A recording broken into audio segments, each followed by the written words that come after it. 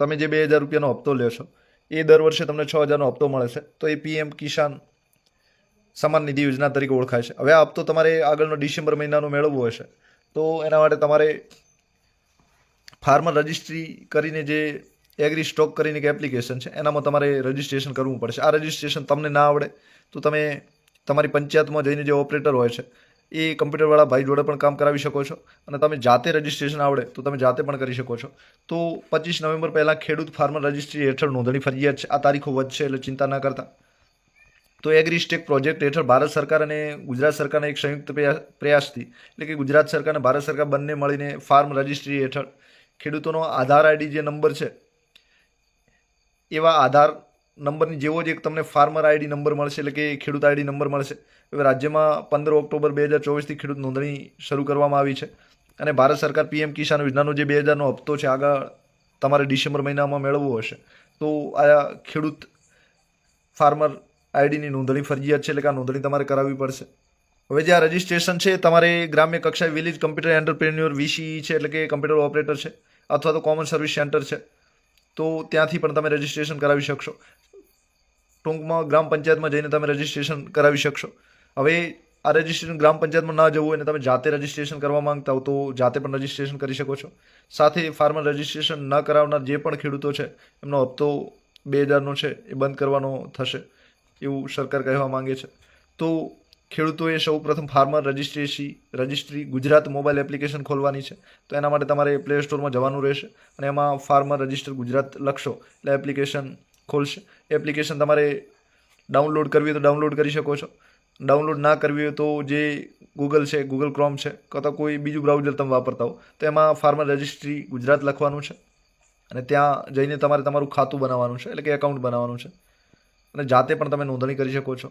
ના ખબર પડે તો તમારા જે ગ્રામ પંચાયત છે ત્યાં વીસીઈને મળી શકો છો અને માહિતી મેળવી શકો તેમ છો કે રજિસ્ટ્રેશન કઈ રીતે કરવું. તો એના માટે આવી એગ્રી સ્ટેક કરીને આખી વેબસાઇટ છે, અને એમાં જે પણ ગુજરાતના ખેડૂત મિત્રો છે એમાં ગુજરાત માટે અલગ છે, મહારાષ્ટ્ર માટે અલગ છે, દરેક રાજ્ય માટે અલગ છે. તો આપણે ફાર્મર રજિસ્ટ્રી જે ગુજરાતના ખેડૂતો છે એના માટેની ખોલવાની છે. તો ત્યાં તમારે નીચે રજિસ્ટરેડ ફાર્મર તરીકે તમારે રજિસ્ટ્રેશન કરવાનું છે. હવે આ એપ્લિકેશન તમે ખોલશો તો સૌ પ્રથમ આવું પેજ ખોલશે. એમાં તમારે આ સાઇનઅપ આપેલું છે એના પર ક્લિક કરવાનું છે, અને સાઇનઅપ પર તમે ક્લિક કરશો એટલે તમારો આધાર નંબર નાખવાનો આવશે. ગૂગલ ક્રોમમાં જઈને તમારે ગુજરાત ફાર્મર રજિસ્ટ્રી લખવાનું છે, લખેલું છે, અને ત્યાંથી તમે આ વેબસાઇટ પણ ખોલી શકો છો. તો એગ્રી સ્ટેક લખેલું આવશે અને નીચે ગુજરાત ફાર્મર રજિસ્ટ્રી આવશે. આ તો બંનેમાંથી જે પણ નામ સર્ચ કરશો એ લખીને સર્ચ કરી શકો છો, અને વેબસાઇટ પણ ખોલી શકો છો, અને ગૂગલ પ્લે સ્ટોરમાં જઈને એપ્લિકેશન ડાઉનલોડ કરવા માંગતા હો તો પણ કરી શકો છો. આ તો બંને રસ્તા છે.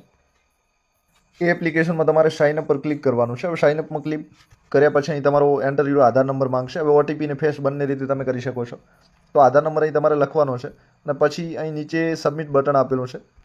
તો આ સબમિટ બટન પર આધાર નંબર નાખ્યા પછી ક્લિક કરવાનું છે, અને તમારે ઓટીપી આવશે. એ તમે ઓટીપી નાખશો એટલે તમારે રજિસ્ટ્રેશન થઈ જશે. હવે રજિસ્ટ્રેશનમાં એક તમારે પાસવર્ડ બનાવવાનો રહેશે, અને પાસવર્ડમાં તમારે એ રીતનો પાસવર્ડ લખવાનો છે કે તમારું નામ અંગ્રેજીમાં લખેલું હોય, વચ્ચે @ હોય અને નંબર હોય, એટલે કે તમારું નામ અંગ્રેજીમાં, પછી @ અને આંકડા, 3 વસ્તુ. અને ચોથી વસ્તુ એ છે કે તમારું જે નામ લખો એમાં એક આંકડો મોટો હોય, એક નાનો હોય અંગ્રેજીમાં, એટલે કે પહેલો અક્ષર મોટો હોય, કેપિટલ, એ જરૂરી છે. તો આ 4 વસ્તુ લખીને તમારે તમારો પાસવર્ડ જાતે બનાવવાનો છે, અને એ પાસવર્ડ બન્યા પછી તમારે લોગિન કરવાનું છે. અહીંથી તમારે સાઇન ઇન કરવાનું છે, અને સાઇન ઇન જે છે પાસવર્ડ અને તમે ઓટીપી બંને રીતે કરી શકો છો. તો તમે જે પાસવર્ડ બનાવ્યો છે એનાથી કરી શકો છો. અહીં યુઝરનેમ તમારે લખવાનું છે, એ તમને મોબાઈલ મળી જશે. એમાં તમારો મોબાઈલ નંબર કે આધાર કાર્ડ નંબર હશે. અહીં તમારે પાસવર્ડ તમે જે બનાવ્યો છે એ આમાં લખવાનો છે, અને પછી અહીં તમારે લોગિન કરવાનું છે, અને સાથે અહીં કેપ્ચા આવશે, કેપ્ચા પણ નાખી દેવાનો છે. તો 3 વસ્તુ છે આમાં, તમારું નામ, પાસવર્ડ અને કેપ્ચા, અને પછી અહીં સાઇન ઇન કરવાનું છે. તમે સાઇન ઇન કરશો પછી ઘણી બધી વિગતો તમારી માંગશે. એમાં મોબાઈલ નંબર માંગશે, ઈમેલ એડ્રેસ માંગશે. તો ઈમેલ એડ્રેસ ફરજિયાત નથી, નાખવું ના નાખવું તમારા પર છે. તમારી જાતિ માંગશે, તમે કઈ કેટેગરીના છો, ઓબીસી, એસસી, એસટી કે બીજી જાતિ. પાન નંબર માંગશે, તો પાન નંબર ફરજિયાત નથી. ઓક્યુપેશન તમારો ધંધો માંગશે, તો ધંધો તમારો એગ્રીકલ્ચર આવે તો એગ્રીકલ્ચર પસંદ કરી શકો છો. ડિસેબિલિટી એટલે કે કોઈ અપંગતા બીજી હોય તો આમાં તમે લખી શકો છો.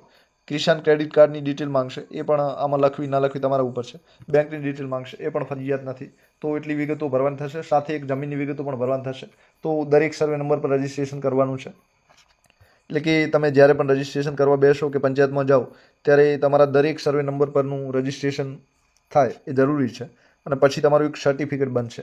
એ ફાર્મર સર્ટિફિકેટ છે એ તમને ખૂબ જ ઉપયોગી થશે. તો એ સર્ટિફિકેટ આ વિગતો બધી ભરશો ત્યાંથી બનશે. તો આટલી વિગતો છે. આ રજિસ્ટ્રેશન તમે જાતે પણ કરી શકો છો આવડતું હોય તો, ના આવડતું હોય તો પંચાયતમાં જઈને પણ કરાવી શકો છો.